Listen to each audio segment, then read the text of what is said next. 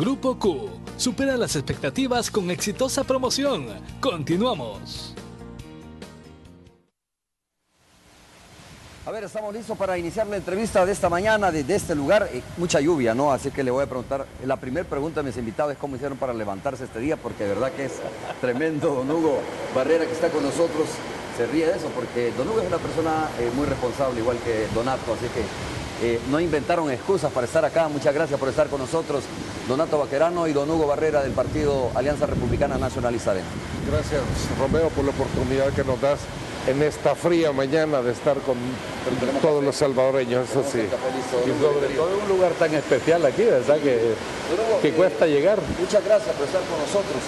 A ver, yo sí tengo una duda, quiero salir de esa duda, porque ayer estuve viendo obviamente toda la transmisión del traspaso de mando. Y si esta, digamos, situación que se dio dentro del traspaso de mando era una línea oficial del partido de no saludar, los diputados que estaban, no saludar al presidente Mauricio Funes, Donato, ¿era una línea del partido o de repente se pasó por alto esta cosa? Definitivamente. Perdón, quiero decir, porque algunos en las redes sociales decían que el presidente no había saludado a los diputados del partido Arena, ¿no? Pero por otro lado otros decían, no, lo que pasa es que nunca se giraron para saludar al presidente. Yo creo que nosotros nunca hemos abordado algún grado de comportamiento de esa naturaleza. Los saludos se dan espontáneamente y por cortesía, definitivamente. Por alguna razón, el presidente no saludó a los diputados. ¿Fue el presidente, según ustedes, que no saludó a los diputados? Bueno, en un saludo, usted está sentado en un lugar y es la persona que llega la que se acerca a saludar. Él obvió a los diputados de Arena y pasó a saludar a todos los diputados que él quiso. Bueno, es un tema obviamente que puede parecer irrelevante, ¿no? Pero es un dato curioso. Nosotros de hecho lo recogimos y creo que todos estaban comentando en las redes sociales, don Hugo, este tema, pero digo, no pasa de ser una situación poco relevante dentro de un acto como este. Lástima pues, pero porque sí hay curiosidad de saber que pasó si fueron... eso, pero la realidad del caso es que para nosotros lo realmente importante y determinante es el contenido del discurso del señor presidente entrante, ¿verdad? Y bueno, me imagino que sobre esos temas vamos a platicar. Lo otro realmente, pues, no, yo no lo vi, sinceramente, pero creo que es una cosa que no tiene mayor importancia. A ver, don Hugo, comencemos. Yo traigo algunas frases anotadas de lo que dijo precisamente Salvador Sánchez Serén. Dijo, recibo con humildad y profundo respeto la banda presidencial, ejerceré la presidencia con honradez, austeridad, eficiencia y transparencia. Fueron las frases con las que arrancó precisamente el discurso de Salvador Sánchez Serén, presidente de la República. ¿Usted está satisfecho con lo que escuchó de ese discurso? Me imagino que si no lo vio, pero después se enteró, ¿no?, de los mensajes principales de él. Yo no lo vi, pero lo escuché, okay, ¿verdad?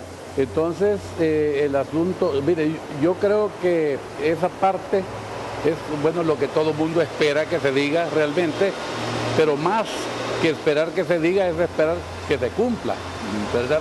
Acuérdese que en oportunidades anteriores ha habido declaraciones más o menos del mismo tipo en relación al tema de la corrupción y muy poco se hizo realmente, a pesar de tener elementos e instrumentos que podían haber permitido avanzar en cortar con esa situación, porque aquí no importa de qué gobierno se trata, ¿no? Pero sí, yo creo que es bastante esperanzador esa parte del discurso que usted ha mencionado. También me parece que es una cosa que está muy bien dicha y ojalá que así sea, que se cumpla. Donato. Bueno, realmente un discurso de toma de posesión. Bueno, usted sí fue, ¿verdad? Sí, yo fui, yo participé. Y un discurso de toma de posesión es un discurso esperanzador, es un discurso que se generan las grandes líneas de trabajo de un gobierno y lógicamente las críticas tal vez podrán ir en el sentido de qué es lo que incluyó, qué es lo que no incluyó. Decirte, Romeo, que hay cosas muy positivas en el discurso y yo puedo señalar algunas cosas positivas, como por ejemplo el hecho de que no se ha iniciado este gobierno echándole la culpa a otros. Sí, no habló de esos casos, ¿no? No habló de esos casos. Más bien habló de ningún caso que podría confrontar, digamos, los dos partidos políticos. Quiero decirte, él fue claro y lo dijo, no, reconoció más bien algunos, dijéramos, falencias, dijéramos, abordajes que no se hicieron en este primer gobierno del FMLN. Él reconoció claramente que habían cosas que había que enfrentar, un bajo crecimiento, un alto endeudamiento, poca inversión y la falta de infraestructura, principalmente en el área donde le tocó trabajar, que fue el área educativa, donde hay una deficiencia en la infraestructura escolar enorme. Entonces, comenzar reconociendo que no se han hecho una cantidad enorme de cosas es una cuestión bastante positiva. Esa es una de las cosas positivas que yo le puedo encontrar al discurso y se hace responsable de que las necesidades no cumplidas y los abordajes incompletos de este gobierno no se los esté echando, como ha sido costumbre, echarle la culpa a los famosos 20 años que Arenas estuvo gobernando. Claro, Pero hay otras cosas importantes también, y esta frase la repitió por lo menos 5 veces: unidos crecemos todos. Todos podemos crecer. Y eso es bien importante también, porque lo que ha sucedido en estos periodos anteriores, que ha habido una enorme confrontación que realmente no sirve de nada más que para perjudicar las posibilidades de desarrollo de la población en términos generales, ¿no? Esa parte del discurso que yo creo que él la repitió 5 veces, e hizo un gran énfasis en eso de que unidos todos podemos crecer. Yo creo que es como la médula del discurso que había que tomar en consideración, y tiene razón. Aquí no se trata, digamos, de que nadie cogobierne.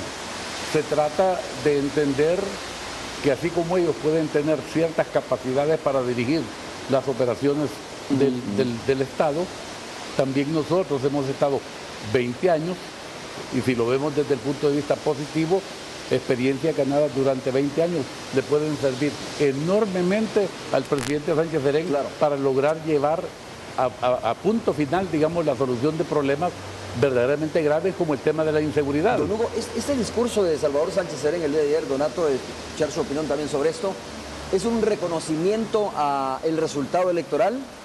Porque no hubo un discurso de confrontación, no hubo un discurso de recriminación.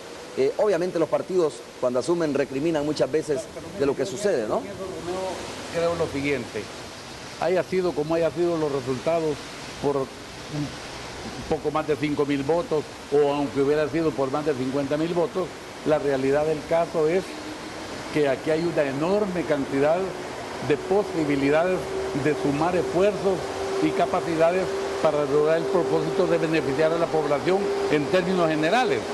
O sea que en este momento tal vez es como más obligado por esos resultados, pero realmente yo creo que eso debe de suceder siempre. El resto de personas que formamos parte, políticamente hablando, de la oposición, también tenemos capacidades y además tenemos la voluntad de ver cómo cooperamos para lograr el propósito de que semejantes situaciones se corrijan. Me da la impresión que el discurso reconoce todo eso, ¿no? La capacidad de la oposición, la fuerza de la oposición, la necesidad de incluir a los partidos de oposición, principalmente el partido Arenas, sabiendo los resultados que fueron tan cerrados como usted dice. Entonces me da la impresión, Donato, que ese discurso estaba pensado un poco en eso también, y en la obligación obviamente que tiene como mandatario asumiendo el poder, de entrar al tema de la unidad, de la concertación de la agenda de país. Yo creo que es importante la visión que ha tenido en este primer discurso. Nosotros estamos conscientes, y se lo hemos dicho reiteradamente, que para ser país no se necesita de la confrontación. Más bien la confrontación lo que hace es desunir y que cada uno jale por su lado. Yo creo que es importantísimo construir esa visión de país, y nosotros tuvimos la capacidad de hacerlo en los acuerdos de paz. Él fue uno de los firmantes de los acuerdos de paz. Yo creo que esa visión de este primer gobierno del FMLN, que gracias a Dios ya terminó, era más que todo con una visión de tratar de aplastar a la oposición política, cuando la oposición política cuenta realmente con el respaldo de una enorme cantidad, prácticamente la mitad de la población en esta última elección votó por el partido de oposición. Entonces yo creo que en estos momentos ya no es un tema de confrontación política, sino que de unir esfuerzos, y nosotros visualizamos bien esa visión. Por otro lado, yo sí creo que hay enormes, dijéramos, temas importantísimos de nación que no fueron tocados y que puedan determinar una visión de país que a mí me gustaría tocarlo más adelante. Esa es como más o menos la primera cara de esta entrevista, un poco lo que se dijo, pero lo que no se dijo también es importante. El presidente Sánchez Serén tiene la oportunidad de oro de comenzar a hacer lo necesario para resolver los problemas que más aquejan a los salvadoreños, la inseguridad, el empleo, fundamentalmente, y nosotros en la plática que tuvimos recientemente con él, le hicimos ver otro aspecto muy importante, que es llevar actividad económica importante al interior del país. Descentralizar la inversión. Exactamente, porque el 90% de toda la actividad económica importante está entre San Martín, Lourdes, Colón, Apopa y Olocuilta.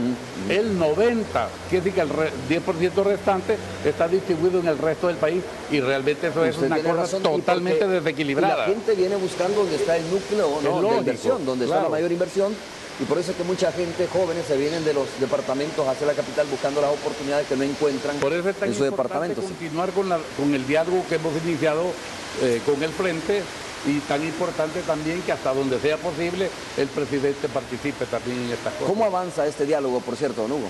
Pues mire, hemos tenido realmente ya con el presidente en su calidad de electo en ese momento una reunión nada más. En total ha habido 3 reuniones, 2 que han sido del grupo completo, que somos 10 en total, y una reunión que fue de un pequeño comité que se nombró, que eran 4 personas nada más.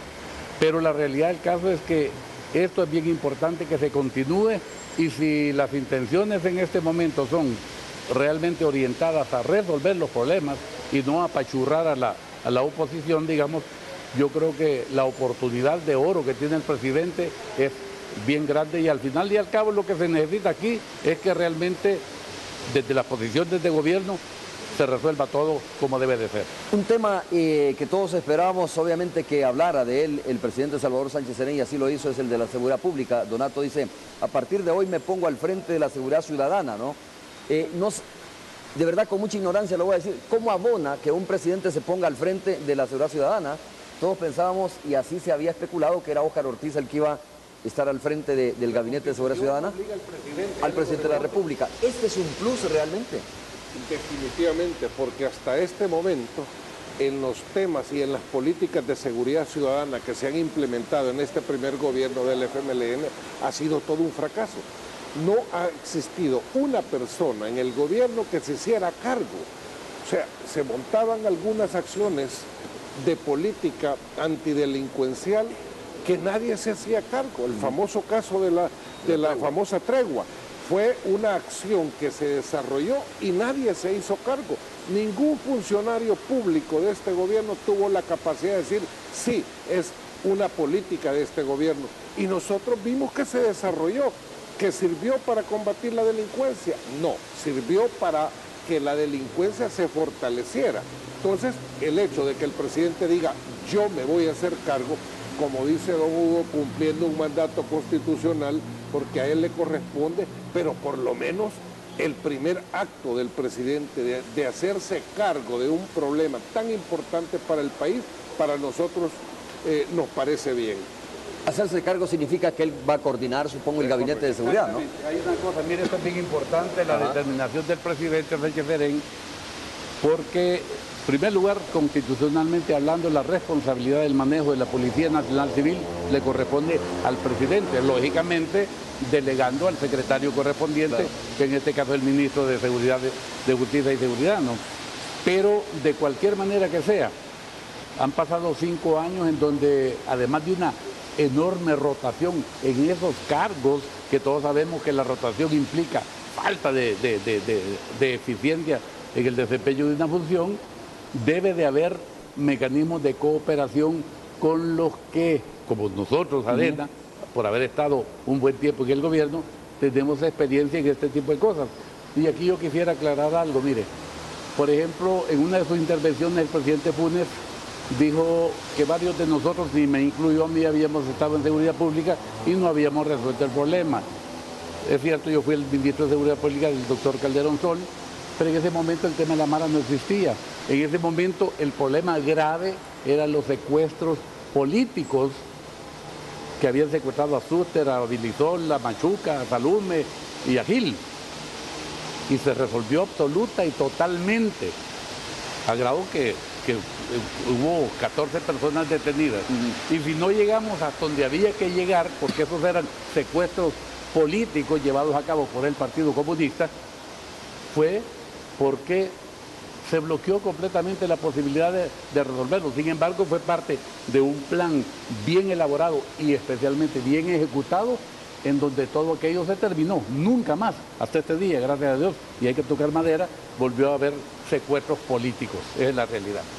Entonces sí, tiene mucho que ver la capacidad de planificar y la capacidad de ejecutar.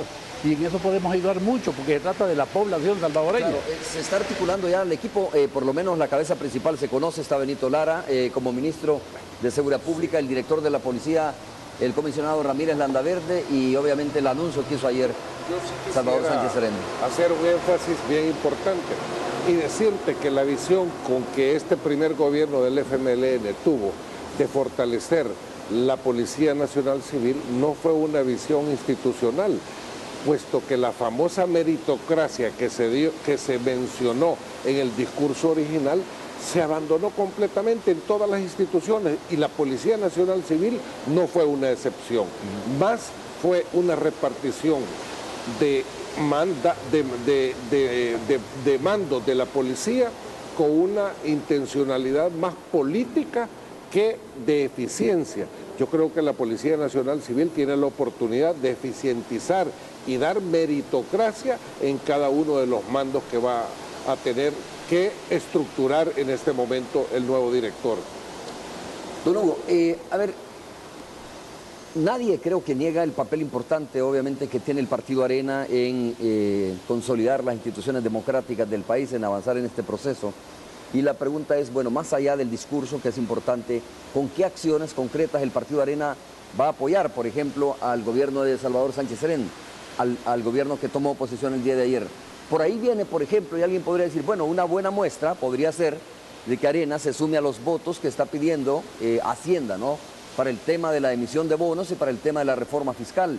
¿O con qué acciones concretas, más allá del discurso, Arena le entra a apoyar en eso estamos la institucionalidad y la democracia del país? Y lo discutimos en la última reunión que tuvimos, en donde hablamos de que hay cosas que son puntuales y de urgencia así inmediata para resolver un pequeño problema. Ajá. Pero hay otras cosas que son de problemas de envergadura nacional. Y nosotros le hemos pedido al frente y al gobierno que en esa mesa se discutan realmente los problemas, y no solamente importantes, sino que determinantes para favorecer a la familia, a la población en términos generales, ¿no? Yo espero que eso se va a lograr. ¿Qué podemos nosotros aportar? Si nosotros participamos en las elecciones anteriores, es porque también tenemos planes completos para poder atacar las diferentes temáticas que están como afectando negativamente a la población. El tema de la seguridad, por supuesto que tenemos un plan nacional para la recuperación de la seguridad ciudadana, que tenemos un plan para la desconcentración de las actividades económicas importantes, por supuesto que lo tenemos, que tenemos un plan nacional para resolver problemas de las personas que aquí les llaman vendedores ambulantes y que nosotros les llamamos microempresarios, y que es como que no existan porque no tienen derecho absolutamente a nada. Y hay un plan que se llama el Plan Nacional de Microcréditos, que también puede servir enormemente para este tipo de cosas. O sea, cosas de esta naturaleza las tenemos absoluta y totalmente terminadas, y como sería un pecado realmente no ponerlas a disposición del gobierno, porque entonces lastimaría al gobierno, y no que a la población que necesita soluciones, la disposición de aportarlos es completa. Por supuesto, mira, aquí no importa quién lo haga, lo que importa es que se haga. Ahora, y la pregunta, ¿es posible hacer una suma de estos dos planes de gobierno? Porque el FMLN tiene su propio plan de gobierno también para resolver este tipo de situaciones, ¿no? Hay visiones que realmente se pueden construir. Se pueden construir para generar una línea de trabajo en conjunto. Y aquí el tema no solamente... Hay temas que tienen un abordaje sencillo, práctico, técnico. Un ejemplo de ellos, tú acabas de mencionar, endeudamiento. Otro tema importante, impuestos. Un gobierno no se debe preocupar solamente por adquirir mayor cantidad de recursos. Un ejemplo claro, este primer gobierno del FMLN ha tenido la mayor cantidad de recursos disponibles y la menor efectividad en su aplicación ya efectiva en las áreas sociales. ¿Qué significa esto? Que hay algún problema. Nosotros podemos abordar cualquier tema. Si tú quieres abordar el tema de endeudamiento, el mismo presidente lo dijo claramente en su discurso, tenemos un alto endeudamiento. Sí, claro. ¿Qué significa esto? Que si vamos a adquirir deuda, tenemos que saber invertir, pero puntualmente y efectivamente en las áreas que realmente hay que hacerlo. Ha dicho que se necesita mejorar las condiciones para atracción de inversión. Si tú aumentas impuestos indiscriminadamente, la vas a alejar. Entonces, son abordajes técnicos. Más bien, lo que a nosotros nos preocupa enormemente es algo que se ha obviado aquí en el discurso y que es de fundamental importancia para la vida de todos los salvadoreños, y es el tema del fortalecimiento democrático. Este gobierno entra e inicia con una elección que acaba de pasar altamente cuestionada. No se mencionó en todo el discurso el apoyo incondicional al fortalecimiento democrático. Eso es importantísimo. Solo se habló de seguir consolidando el proceso que se ha iniciado. Pero ¿en qué condiciones se va a analizar este proceso? La democracia para nosotros es de vital importancia. Y la democracia, el fortalecimiento radica en el fortalecimiento institucional, en tener una Corte de Cuentas despolitizada, en tener un registro nacional de personas naturales bien dirigido y no siendo utilizado políticamente, como lo vimos en la última elección, que incluso se suspendió la emisión de DUIs a última hora, o se hizo un trabajo de tratar de enlentecer el trabajo.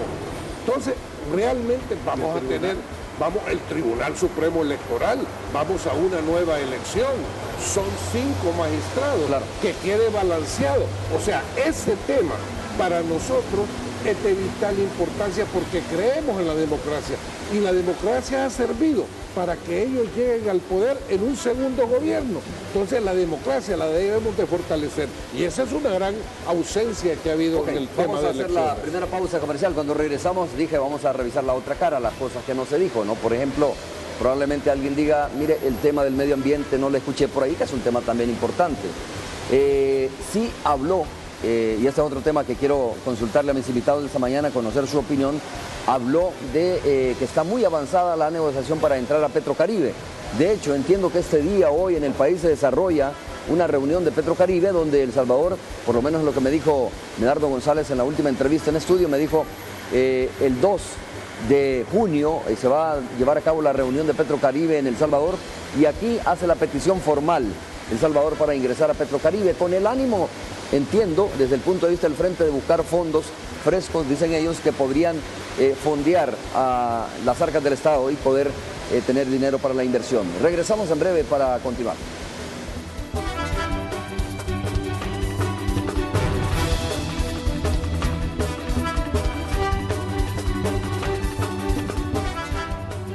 Recuerda que por cada $10 en pagos o compras con tu tarjeta de débito de la Agrícola, puedes ganarte un Hyundai i10.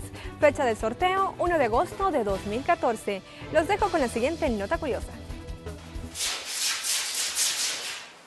El sumo es una disciplina antigua. Los mismos movimientos se mantienen desde hace cientos de años. Para quienes no están acostumbrados a verlo, puede parecer un tanto cómico, pero se trata de un deporte difícil. La temperatura en este recinto es helada, pero los cuerpos de los luchadores están cubiertos de sudor. Musashi Konimano, de 19 años, vino para entrenar hasta aquí desde Hawái. El hombre que le está gritando es su tío, Musashi Manu. Antaño fue uno de los grandes campeones y uno de los más famosos luchadores de sumo de Japón.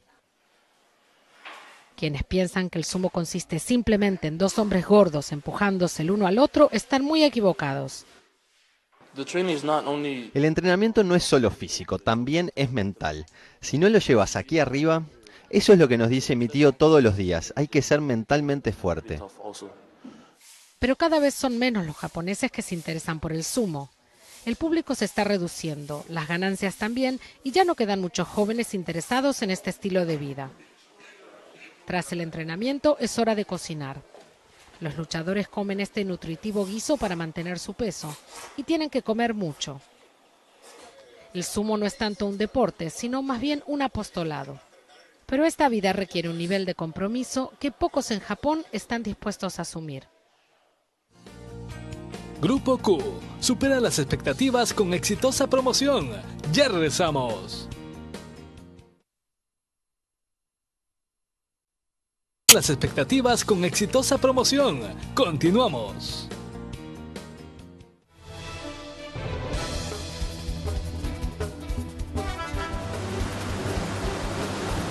Gracias por continuar con nosotros. Algunas palabras, otras palabras del discurso de ayer, abierto a la negociación, al debate, al diálogo permanente, son otras de las palabras que pronunció ayer Salvador Sánchez Serén.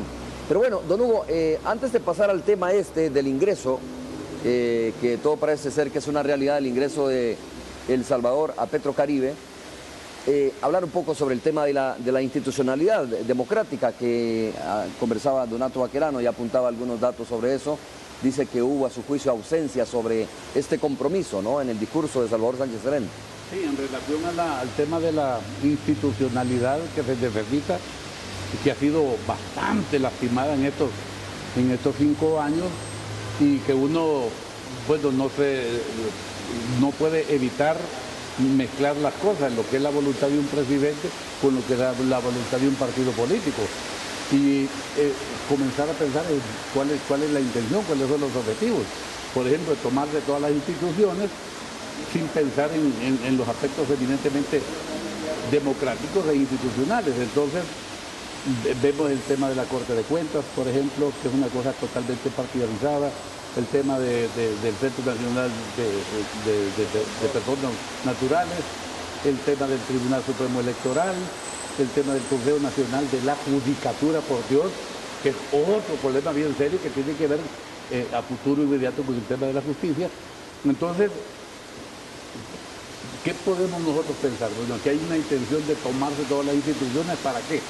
Y eso preocupa enormemente, porque hemos podido ver cómo están sucediendo las cosas en relación a los abusos que se cometen cuando se tiene control absoluto por uno o otro mecanismo, que puede ser incluso hasta relacionado con dinero, ¿no? O lo que sucedió el día de ayer en la toma de posesión, el discurso del presidente Sánchez Serén, yo lo considero que fue una cosa bastante apropiada, como dijo bien Donato, sin ninguna muestra de confrontación. Pero al cierre de la sesión, el señor presidente de la Asamblea Legislativa, Sigfrido Reyes, borró completamente todas las supuestas intenciones del presidente Sánchez Serén en la forma tan confrontativa como leyó la agenda de este asunto, ¿no? Entonces, o sea que, aunque se fueran a tocar esos temas, que sabemos que están en la mesa de las comisiones, hombre, está bien, pero le borró todas las buenas intenciones del discurso del presidente, es lo que nosotros percibimos. Y en este caso político la percepción es pura realidad. Así que eso sí preocupa. Pero el presidente es el presidente, ¿no? Sí, nosotros entendemos la evolución que van teniendo los partidos políticos. Al FMLN le está costando mucho entrar en esa dinámica de entender que ya no están en la oposición, que ya no están haciendo una labor de obstaculización, sino que el principal llamado para comenzar a hacer acciones políticas que vayan para mejorar las condiciones de vida de los salvadoreños es el FMLN. El presidente lo ha entendido, pero evidentemente con el comportamiento del día de ayer no lo ha entendido todo el partido, porque vemos una división clara entre la visión que ha presentado el presidente y una visión como la que está presentando el presidente de la Asamblea Legislativa, que continúa con la confrontación, que el día de ayer estaba casi celebrando o permitiendo que la base del FMLN que estaba en esa reunión comenzara a apoyar persecución política, como el caso de los diputados que están siendo perseguidos políticamente en la misma Asamblea Legislativa. Entonces, nosotros creemos que es una ambivalencia la que tiene el FMLN. Ojalá que en beneficio del país logren unificar criterios. Qué interesante esto, porque me recuerda ahora sobre el tema y el concepto de persecución política. Le preguntaba yo a Medardo González sobre el tema también de lo que pretende hacer, digamos, no sé si es institucionalmente o de manera individual, algunas personas con el expresidente Mauricio Funes, ¿no? De, por ejemplo, no permitirle poner una demanda en la sala para que no vaya al Parlamento Centroamericano. Y Medardo recogió precisamente el mismo término, persecución política, ¿no? Hablaba de eso también. Digo, entonces, a veces puede entenderse que están los dos partidos en eso, tratando de echarse zancadilla, etcétera. No hay que confundir. Persecución política la realiza el Estado. Y es la utilización de todos los mecanismos y la fortaleza del Estado para tratar de acallar a una oposición. No hay que confundir los términos, definitivamente. Explicarle un poco, perdón, Donato, mira, es que ahí Medardo, como dicen corrientemente los hipotes, de buena chicagüita, porque él razonó las cosas de tal manera que está en contra de la Constitución. Si estas personas que no tienen nada que ver con el partido, que hicieron eso, se fundamentaron en el artículo 80 de la Constitución, que establece que el presidente, el vicepresidente, los diputados a la Asamblea, los diputados al Parlamento Centroamericano y los consejos municipales son funcionarios de elección popular. Por lo tanto, lo que están haciendo es reclamando el cumplimiento de la Constitución. Y acuérdese otra cosa, el tratado este del Parlamento Centroamericano es un tratado centroamericano o internacional. Y los tratados internacionales están sobre la ley secundaria, no sobre lo que establece la Constitución. Entonces, hay que dejar en este caso que sea la sala de lo constitucional la que dirima esta situación que tiene que ver con un artículo exacto, el número 80 de la Constitución. No es gana de fregar de nadie, es exigir el cumplimiento de la ley fundamental nuestra. Claro, pero expresidentes de Arena también han ido al Parlamento Centroamericano. Pero ¿por qué nadie lo protestó o lo dijo, pues? Es que miren, no volvamos a la cosa de que como lo hicieron antes, lo vamos a hacer nosotros. Si estuvo mal hecho, qué lástima que nadie se dio cuenta de ese asunto. Pero ahorita si hay una situación que alguien le puso un poco más de curiosidad a la situación y encontró un elemento que hay que cumplirlo constitucionalmente hablando, pues no hay que verlo como vendetas ni mucho menos, sino que simplemente vamos en el camino de que cumplamos la ley y especialmente la Constitución. Donato, ¿cómo describirías tú el momento? Ya voy a retomar este tema sobre lo que las ausencias del discurso, ¿no? Si le queremos llamar de esa manera, porque algunos perciben de que hubo temas que quedaron ausentes. Bueno, ustedes están mencionando uno que a juicio de ustedes el tema este del compromiso por el fortalecimiento de la institucionalidad estuvo un poco ausente. ¿Cómo describes tú este momento que está viviendo el país? A mí particularmente como ciudadano, como simple ciudadano mortal, obviamente me preocupa y lo vi cuando me enteré de esto por la noche. Me preocupó este tema de la Fiscalía versus el ministro de Seguridad de la Defensa de nuestro país. Digo porque estamos hablando precisamente de la institucionalidad. Y cuando se da un zipizape o como usted quiera llamarle, o una confrontación que por cierto ayer subió un escalón más, por lo menos en cuanto a discurso y declaraciones, se lo voy a recordar a ustedes amigos televidentes, ayer el fiscal dijo que iba a desenmascarar al ministro de la Defensa esta semana, lo tildó de mentiroso y por supuesto el ministro de la Defensa respondió, pero el incursionar así como lo hizo el fiscal y como lo ha denunciado el ministro de la Defensa, si fuera de esa manera, ¿le parece a usted que es lo correcto o cómo está viendo este conflicto que se avecina por ahí? Vuelvo y repito, el fortalecimiento institucional es básico. El fiscal tiene sus funciones específicas dictadas por la Constitución de la República y por las leyes secundarias, y el ministro de Defensa tiene su función específica también en tal sentido. Entonces hay que respetar los ámbitos de actuación legal que tienen cada uno de ellos. Ni el ministro de Defensa se puede creer un superministro, ni el fiscal puede sobrepasar lo que a él le corresponde hacer como fiscal. ¿Usted tiene más información sobre qué es lo que sucedió realmente en ese hecho? Un poquito de apoyo ahí a eso, miren. Acuérdese que todos los funcionarios, incluyendo al señor ministro de la Defensa, cuando toman posesión, y ayer lo vimos y hasta lo leyeron bastante detenidamente, juran cumplir la Constitución y las leyes. Y dice, atendiéndose a su texto, y además cualquiera que sean las leyes, decretos, órdenes o resoluciones que la contraríen. Sí, entonces, cuando el señor ministro de la Defensa recibe una orden, que eso dijeron, de alguien más arriba, y le dice, no dejes de entrar o no dejes de sacar los documentos a la Fiscalía, está recibiendo una orden y está contrapuesta completamente a lo que él juró cuando tomó posesión de su cargo. Por lo tanto, está violentando la Constitución. ¿Cuál es el problema si no hay ningún inconveniente que saquen los papeles de la Fiscalía? Es la misión de la Fiscalía. La Fiscalía puede y debe ir a ese tipo de acciones, porque eso es lo que le corresponde constitucionalmente. Entonces, ¿a cuenta de que alguien va a venir a dar una orden que riñe con el juramento que hizo el ministro de Defensa en este caso, de cumplir lo que la ley manda? Si hay alguna irregularidad, que se corrija. Hay procedimientos también, y lo que cuestionaba el ministro de la Defensa era el procedimiento, la forma como él estaba cuestionando que él no podía dar a conocer secretos.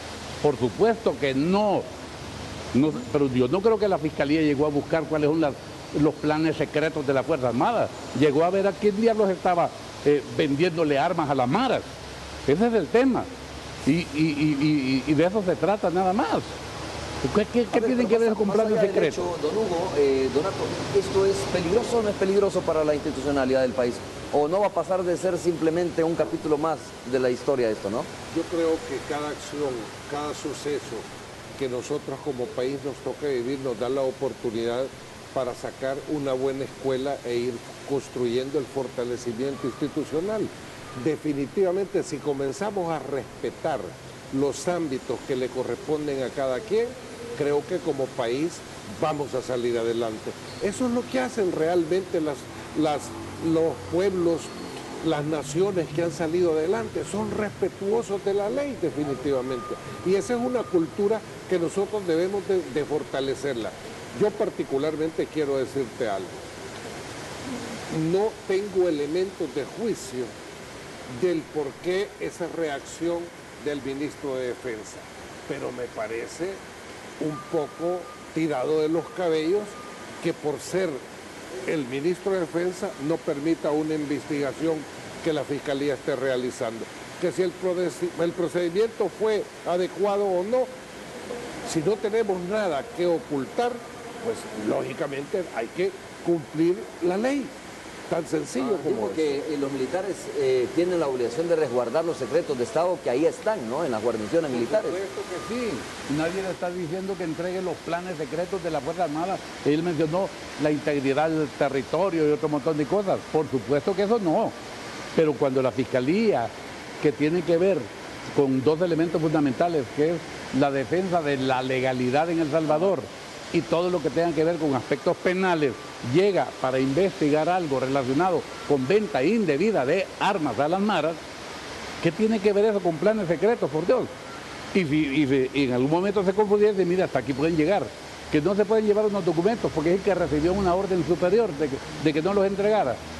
Volvemos al irrespeto a la Constitución ante el juramento que uno hace como funcionario, ¿verdad? Ok, hablemos ahora de Petrocaribe. Algunas personas, Donato, con las cuales he conversado, dicen, mire, ojo con lo que está pasando, ¿no? Lo que puede pasar es que conociendo cómo está la situación económica de El Salvador, conociendo cómo están las arcas del Estado, y eso no es un secreto para nadie, tú mismo lo decías, lo reconoció ayer Salvador Sánchez Serén, que hay una situación difícil económicamente hablando en el país y el Estado, el gobierno no tiene fondos. Pues entonces por ahí asoma este tema de la reforma fiscal y la emisión de bonos, y asoma el tema de Petrocaribe. Y esas personas me decían, en la medida que los partidos de oposición no apoyen a el FMLN o al gobierno en el tema de la emisión de bonos y la reforma fiscal, le está empujando aún más a Petrocaribe, ¿no? Que es lo que ha cuestionado la derecha de este país también, la entrada a Petrocaribe. Ese es más o menos un planteamiento general y obviamente la necesidad que tiene el país. Yo quisiera hacer un abordaje en este tema en dos sentidos. El primero, el endeudamiento público, que si bien lo reconoció el presidente, es catastróficamente alto, y no ha sido porque no se supiera que se iba avanzando hacia esa catástrofe fiscal en que nos encontramos. Hubieron señalamientos claros y firmes de nuestro partido Arena desde el principio. Se trataron de hacer algunos convenios, tanto políticos de parte nuestra con el FMLN, como también los organismos financieros internacionales. El Fondo Monetario Internacional firmó un acuerdo de stand-by por un préstamo que le hizo al gobierno. Y nosotros firmamos un acuerdo de sostenibilidad fiscal con los últimos 800 millones de dólares que nosotros como Arena se los aprobamos. Porque la voluntad nuestra no ha sido de obstaculizar, es tratar de ayudar a ordenar ese endeudamiento indiscriminado y galopante que ha tenido el gobierno. ¿Qué ha sucedido? ¿Qué está sucediendo ahora? La situación financiera, fiscal, es producto de un desorden que han manejado en el gobierno. Y nosotros lo señalamos. No les importó el haber firmado un acuerdo de sostenibilidad fiscal con Arena y con todos los partidos políticos. No les importó haber roto el acuerdo de stand-by con el Fondo Monetario Internacional. Ahora que tenemos una crisis más agudizada, ¿qué es lo que tenemos que hacer? Tomar medidas, pero muy con los pies en la tierra para evitar seguir cayendo en este abismo. ¿Qué sucede con el tema de Petrocaribe?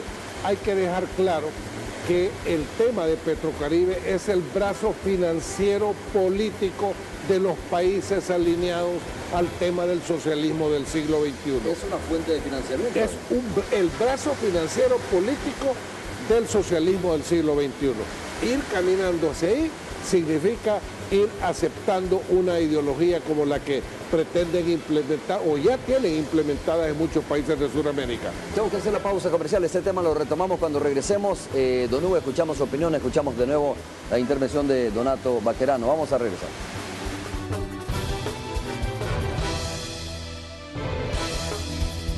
Supera las expectativas con exitosa promoción. Ya regresamos.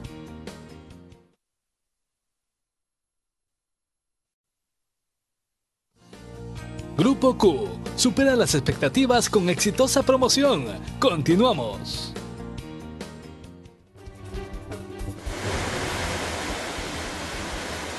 Bueno, don Hugo, es su turno. Quiero escuchar su opinión respecto a este tema de Petrocaribe y les agrego una pregunta más, ¿no? Ya para ir finalizando. Si no es esa salida, ¿cuál es la que vamos a buscar? ¿Cuál es la que apoyaría, digamos, el Partido Arena para fondear las arcas del Estado?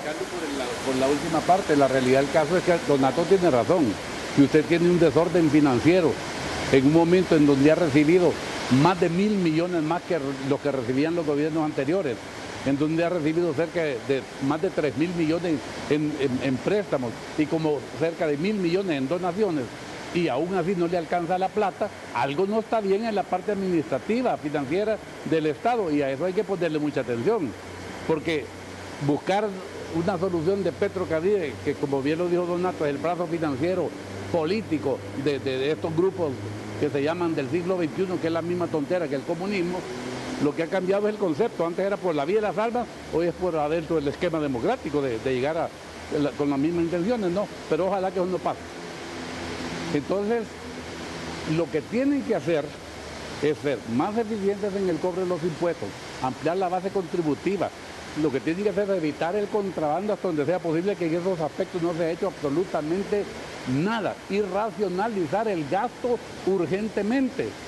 Nosotros estamos convencidos de que si eso se hace, no necesitarían prestar dinero a nadie, porque les alcanzaría con solo la capacidad productiva o generadora de recursos internamente. Don Hugo, ¿y qué pasa cuando de repente comienza este tema de la ampliación de la base tributaria, de recaudar efectivamente, digamos, los impuestos a quienes no lo pagan?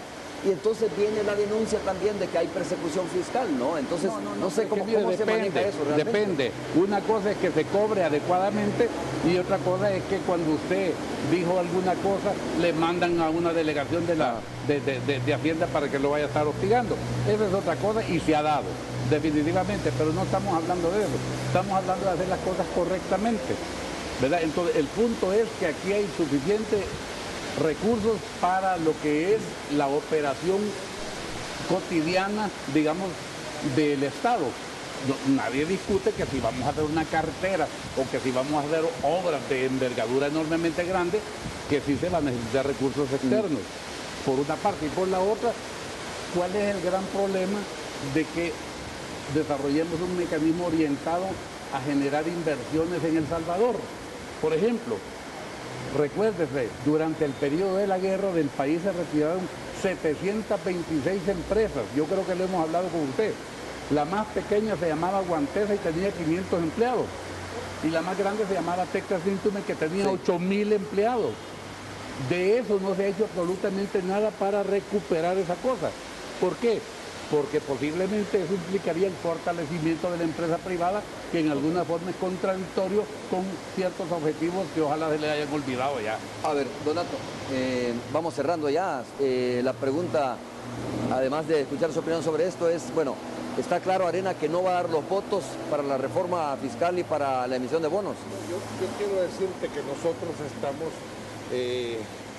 con una visión clara de país. Si el tema fiscal lo abordamos con responsabilidad, nosotros vamos a apoyar en lo que sea para salir adelante. Pero imagínate, solo en el discurso se ha hablado de crear 2 nuevos ministerios, de transformar 2 secretarías. ¿Qué significa esto? La visión la compartimos nosotros, pero ¿cómo se va a ejecutar? Contratando más burocracia, más empleados públicos que tengamos nosotros que estarlo pagando con más impuestos. O sea, las acciones hay que irlas haciendo eficientemente.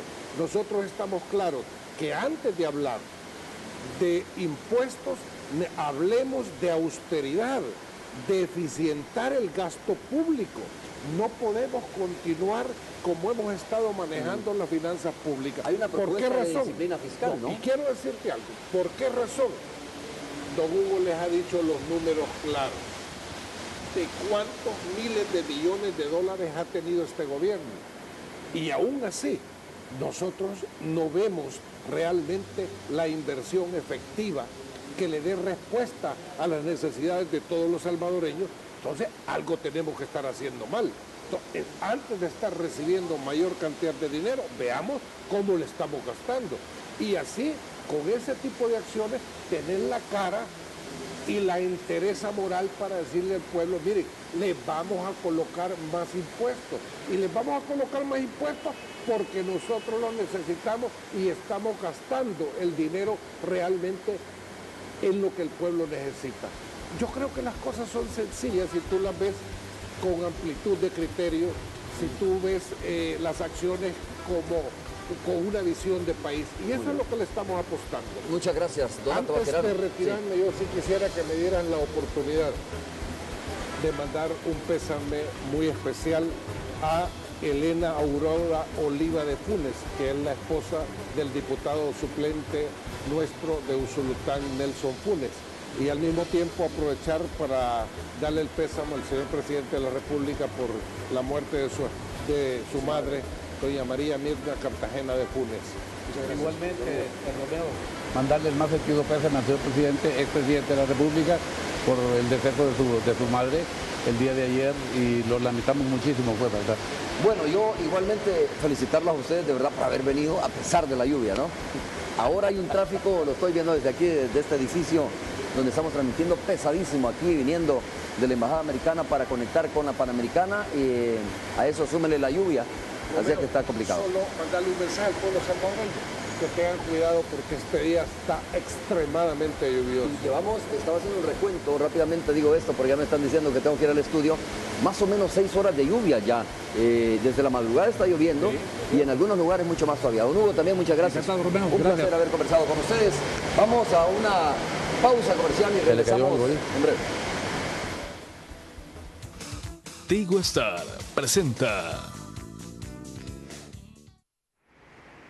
Es momento de Tigo Star, televisión, internet y telefonía en un solo lugar. Contrata ya, es momento de Tigo Star. Ahora les cuento que comenzamos con la sección del espectáculo hablando de los manuscritos originales y dibujos autografiados realizados por el ex Beatle John Lennon, que saldrán a la venta esta semana en Nueva York. Veámoslos en la siguiente nota.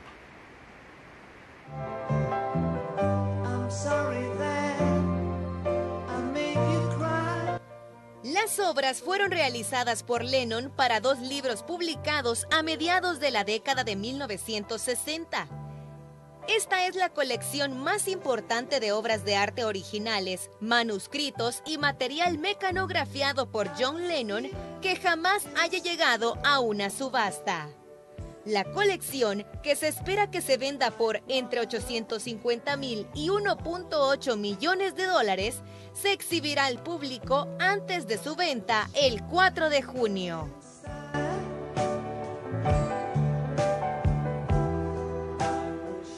En otro tema, la cantante Selena Gómez mostró su lado más solidario ayudando al prójimo. La actriz acaba de regresar de un viaje a Nepal, lugar que visitó en representación de UNICEF para crear conciencia sobre los niños más necesitados.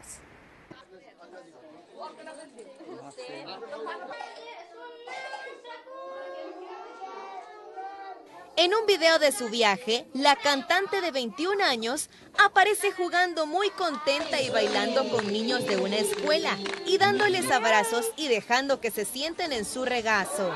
La estrella incluso documentó el viaje al tomarse unas selfies junto a los pequeños. Esta visita a Nepal fue extraordinariamente poderosa en momentos devastadora y sobrecogedora, pero también inspiradora, dijo la artista.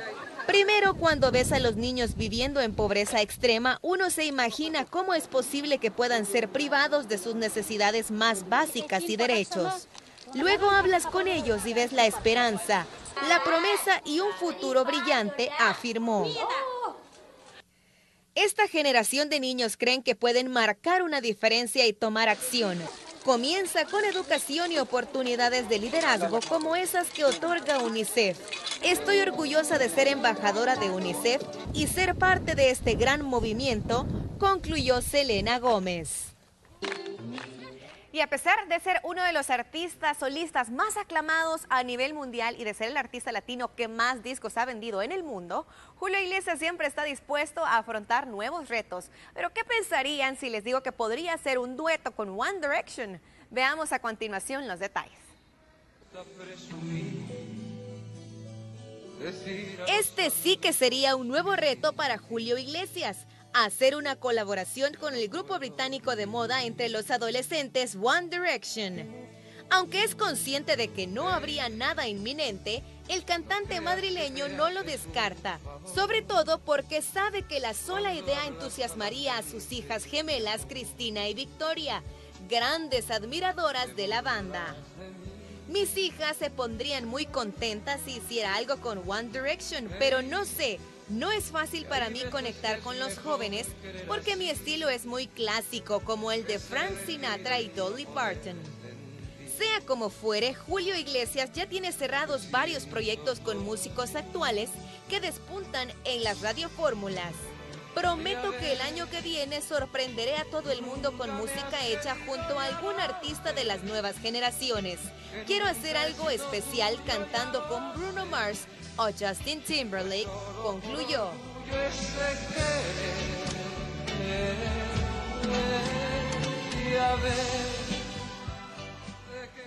Con esta información terminamos la sección del espectáculo. Después de la pausa, siga con más de Hechos AM. Buenos días.